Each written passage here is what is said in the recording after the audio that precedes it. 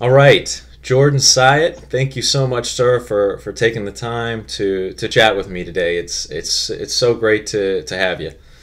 Absolutely, man. I'm happy to be here.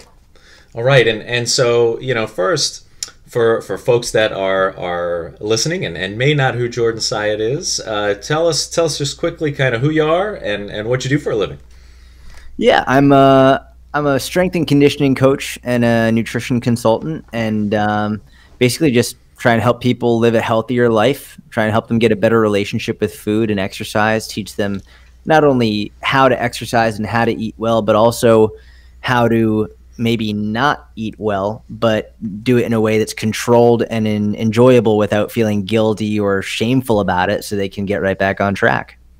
And how did you get into the fitness and nutrition coaching world?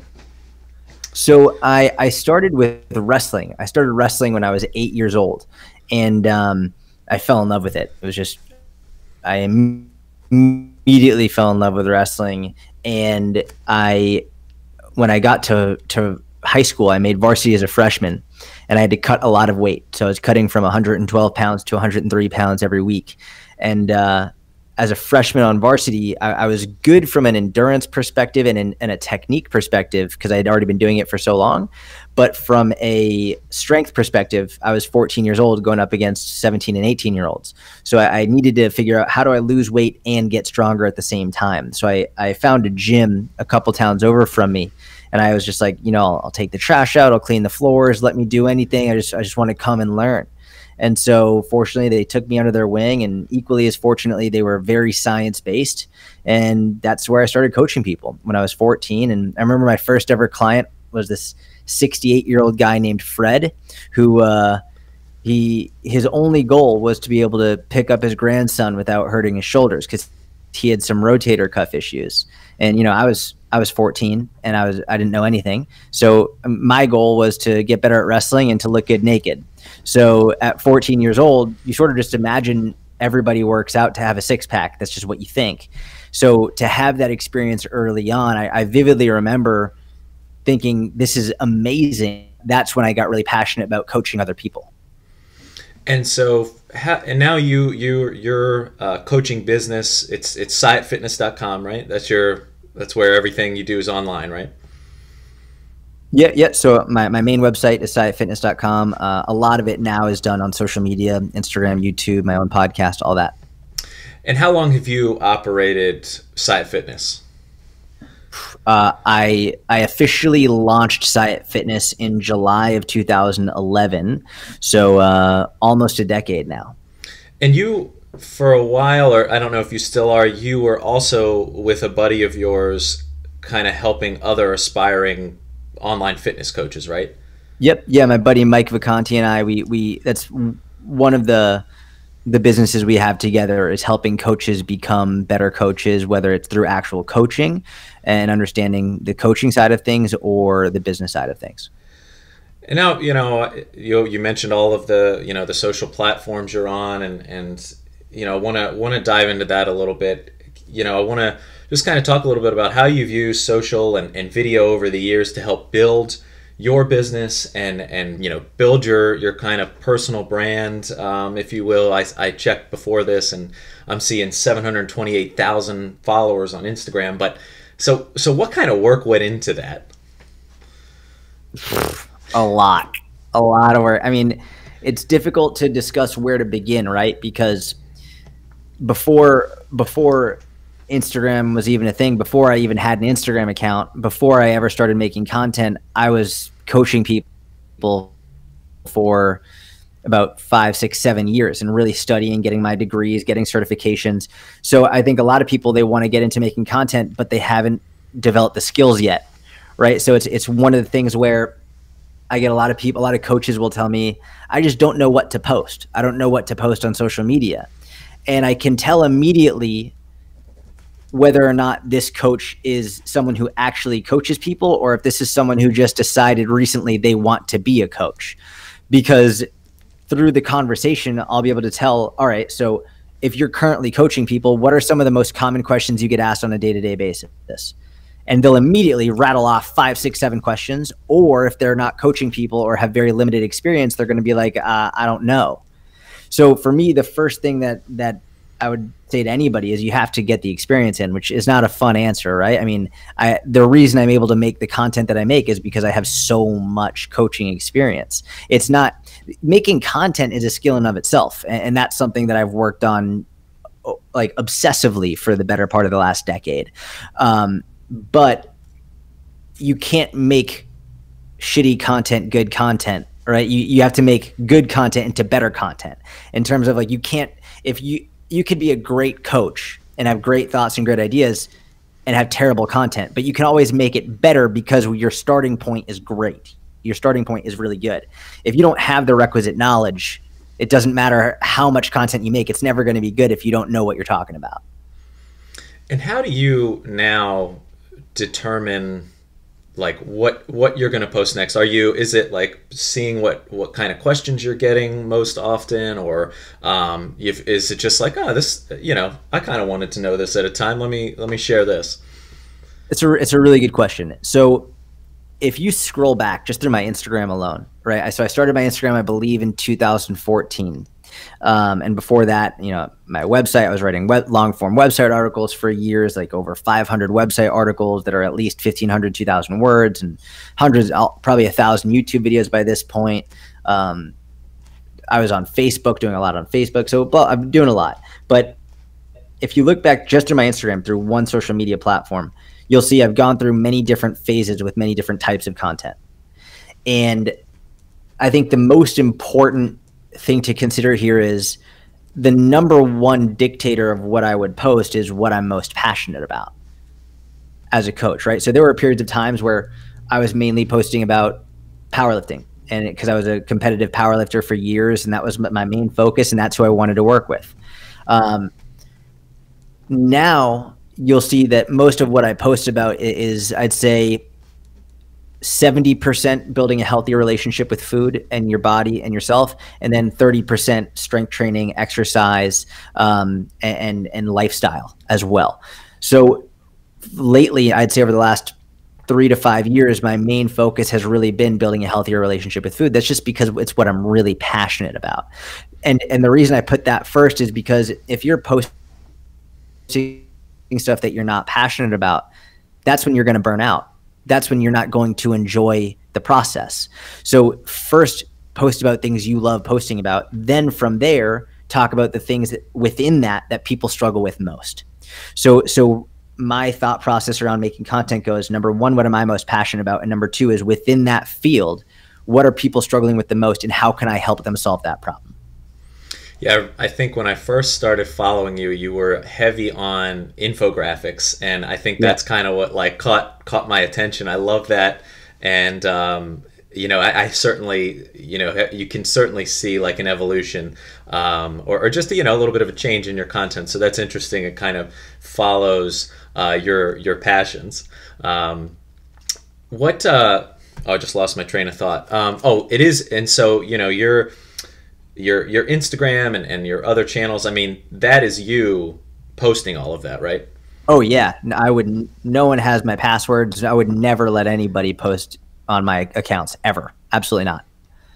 And why is that? A lot. Number one is trust issues. Number two is it's hard to explain this, especially for people who haven't really done it. But I guess people could understand it, is when you develop a relationship with your audience, and your audience is really just a group of individuals. That's what it is, individual people. People hear the word audience, maybe they hear 700,000 followers, and they forget that that's made up of individuals like you and me.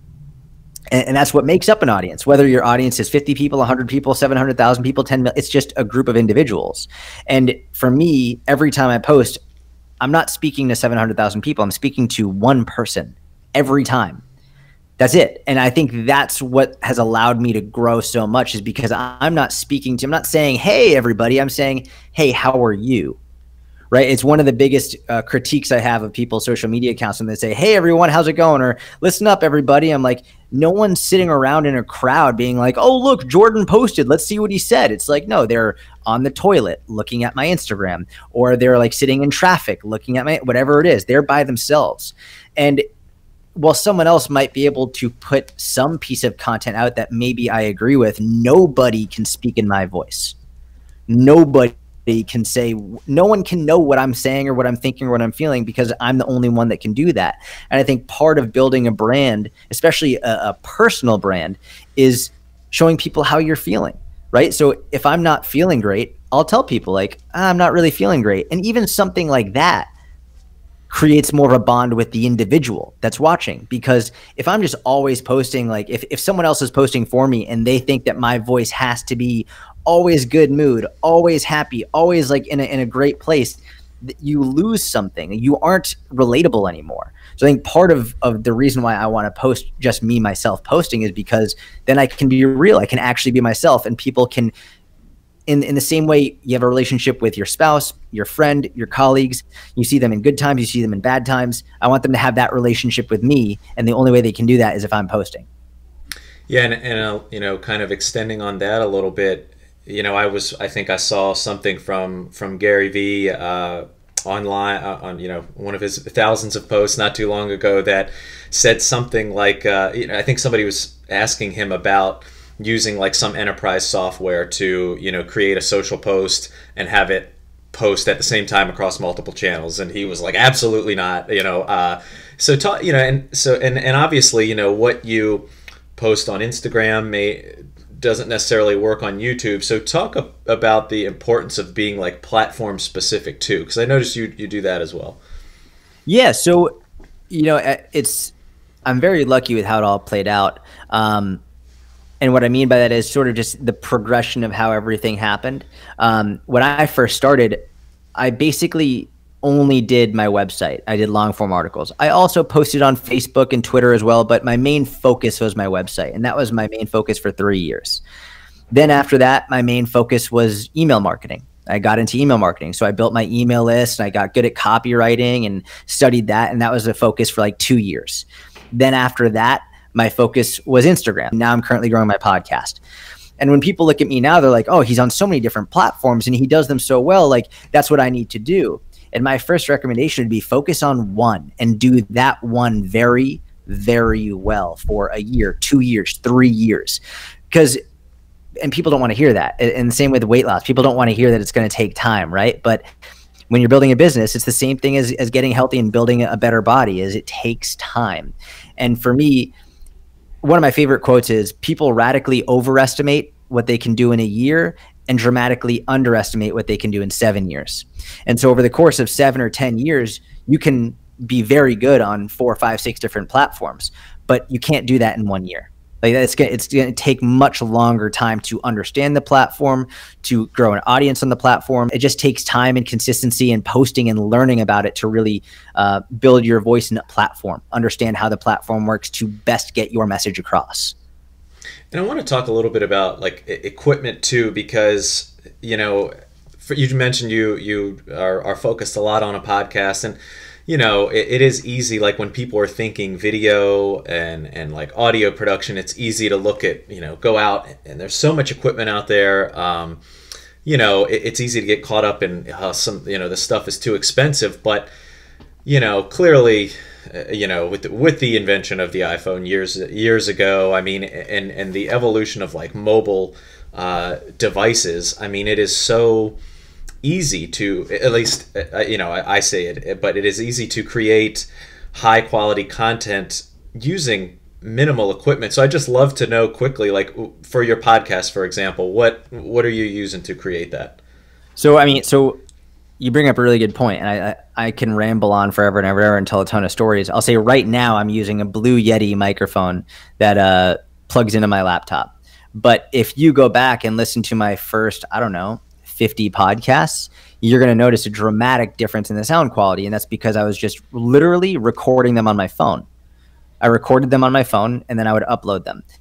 And my podcast still did very well with those episodes. If you go to my YouTube channel And when you click the videos, you can get the drop down menu from the most recent, oldest videos or the most popular. If you click the oldest videos and go look at my like first 500, literally 500 videos. I was literally just talking about this because I have a podcast producer now, which sounds really fancy, right? I have a podcast producer, which is very, very new for me. And he was doing some research on my content. So he went back to my old YouTube videos, literally had this conversation maybe 3 or 4 hours ago.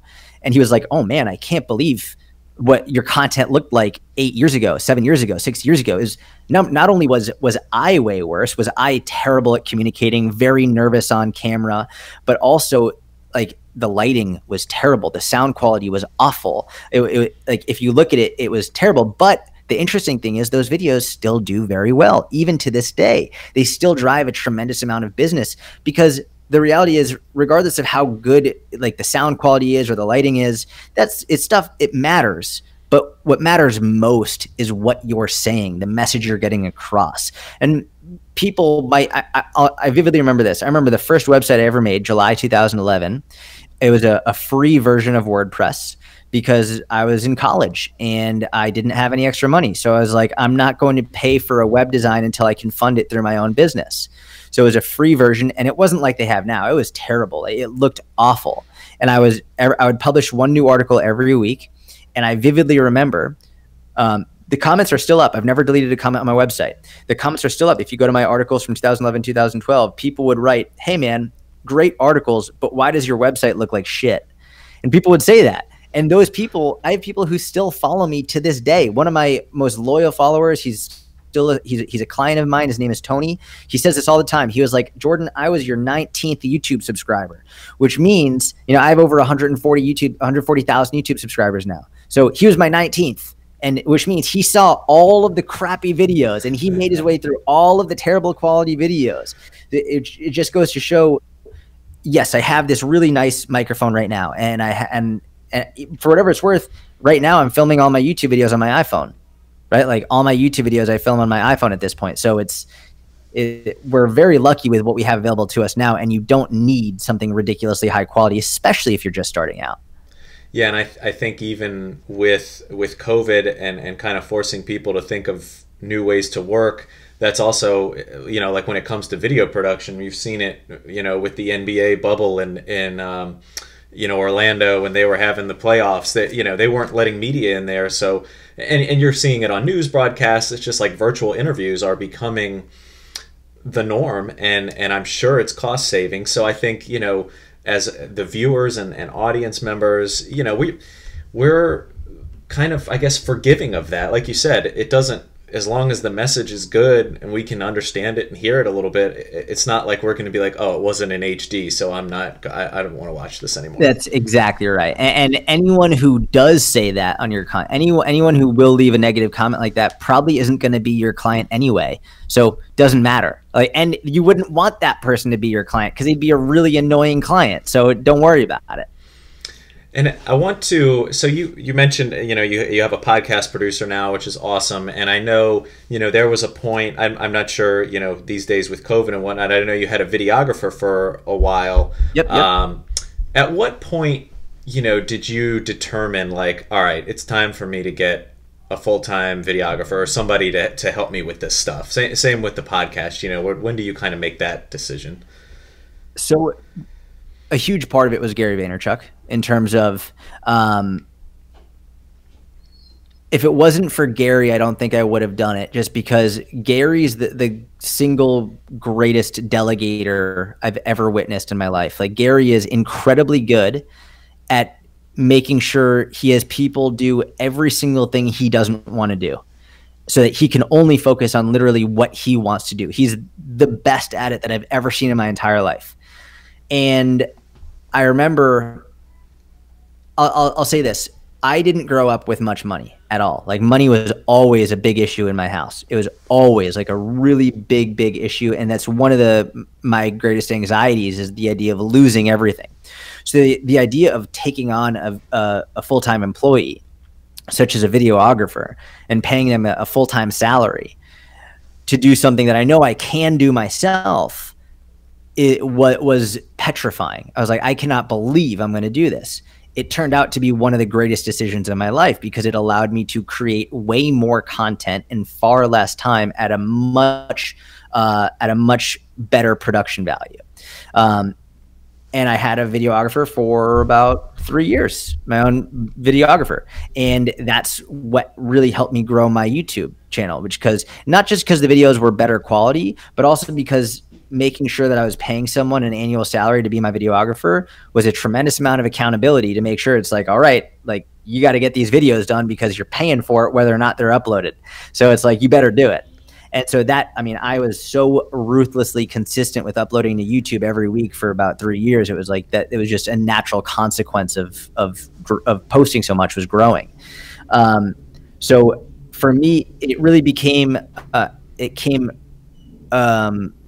very obvious when I got to a point where if I don't hire a videographer, I won't be able to do as much as I want to do. And because I have the funds to do it, I might as well see how it goes. And I remember when I first started, I gave my first videographer a 3-month trial. I was like, let's just do it for 3 months and see how it goes. If 3 months, like it's not working for you or it's not working for me or it's not working for both of us, we'll call it quits. And that actually worked out really well because it was you're not going to lose everything in 3 months, right? It's like, that's just not how it works. So it was an opportunity for me to dip my toe in the water and see like, okay, is this feasible? Is this going to work? And once I realized the tremendous outpouring of positive feedback from those videos, I was like, okay, this is definitely worth it. That's awesome. And Gary Vaynerchuk's come up a couple times so far, and I will say, for folks listening that may not know, Jordan, you were Gary V's personal trainer for 3 years? Yeah, for 3 years. Yep. Got it. Just quickly, like what was, and so that was like every day, right? Yeah, it's hard for people to really understand. It was literally every day, 7 days a week, no weekends, no vacations. Wherever Gary was, I was. And if you know anything about Gary, you know that when it's not COVID, he's traveling all the time, like always. For the first 2 years, I spent more time in airplanes and hotels than I did in my own apartment, like legitimately. And if he was in Hong Kong, I was in Hong Kong. If he was in Amsterdam, I was in Amsterdam. If he was in LA, I was in LA, like all over constantly. So it was simultaneously one of the greatest experiences of my life and also one of the most exhausting and difficult experiences of my life. I can imagine so, and so other than delegation, what I'm sure like he would be, as a fitness coach who is trying to build your business, I'm sure it was a great guy to have kind of at your side as you kind of figured things out too. So, I'm sure there are so many takeaways, but if there's like one or two things that you got from Gary Vaynerchuk when it comes to creating content or things along those lines, so what would that be? I remember a conversation. So we mentioned my buddy Mike Vacanti as well, and actually Mike Vacanti is now Gary Vaynerchuk's coach, and he actually coached Gary before I did. So he was Gary Vaynerchuk's first coach. I was his second coach, and then when I left, Mike came back. So when I first started coaching Gary, I'll never forget this. We were in Florida. So I traveled with Gary to Florida, and this was about, I think, like 2 or 3 months in to me coaching him. And Mike surprised Gary. He came to Florida and I told him where we were going to be. So Mike surprised him and he showed up to the workout and Gary was super excited. And Mike hadn't posted on Instagram since he stopped coaching Gary. And Gary was like, what's going on? And Mike said, I don't really know what to say. And Gary's response was, say that. And I remember being like, what? And Mike was like, what are you talking about? Say that. And Mike was like, yeah. He was like, Mike said something to the effect of, I don't like the idea of how every time I post, I feel like I need to get more likes. And Gary said, say that. And Mike and I were both like, what are you talking about? That's not content. And it was a pivotal point in my mindset as a content creator, which is what Gary was trying to get across. And what he explained was, he was like, however you're feeling, whatever you're thinking, say that, and it will resonate with people. And if you're ever whatever you're thinking, if you're thinking, well, I don't know what to say, hey, I want to post, but I'm not really sure what to say. If you're thinking like, maybe you're insecure about how this picture looks, and maybe you think you look fat, say like, I'm going to post this picture, but just to be honest, like I'm insecure about how I look and I think I look fat. If you like, whatever you're thinking, say it. Say that, and that in and of itself is not only is that content better than no content, but it's actually great content because it's real and it's honest and it's truthful and it's relatable. And I think that's one of the best things that I can get across to content creators, because it's one of the most, it's realistically, it's one of the biggest draws, I think, of my podcast, where I'll just sit down and talk for 45 minutes to an hour, that people really, really like, is I'll just say what I feel. And people have been very receptive to it. And so, yeah, I think if I could just say one thing, if you're not sure what to say that. Appreciate it, Jordan. And I think that is a perfect way. I was going to kind of ask for like, one piece of advice or something like that. But you know what? I think that is a perfect way to end it. Jordan, I really appreciate the time for coming on and chatting with me. Always love talking, learning more about how people have used these awesome tools to help build a business. So really, thank you so much. Man, it's been a pleasure. Thanks for having me.